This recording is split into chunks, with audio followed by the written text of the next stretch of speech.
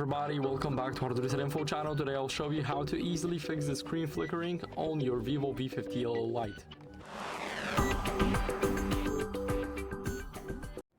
So first, what you guys can try is going over to the settings.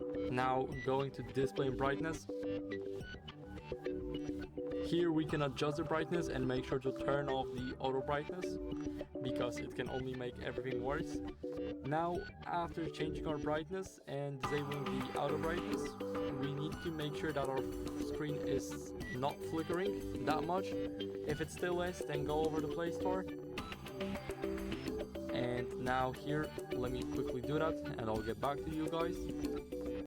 So now we need to search for the screen dimmer, and it should be this app right here, Screen Dimmer OLED Saver. Now click install and wait for it to install. It's only 2 megabytes, so it installs instantly.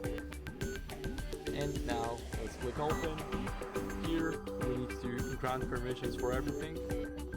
So 1, 2, here's probably at the bottom.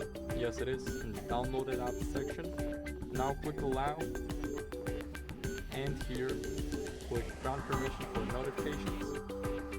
Now here we can enable the screen dimmer, and if the screen is still flickering, then what you guys can do is check for software updates in the settings. So go to settings now, scroll down until you guys see the system update, and here make sure that you're running the latest version of the FunTouch OS.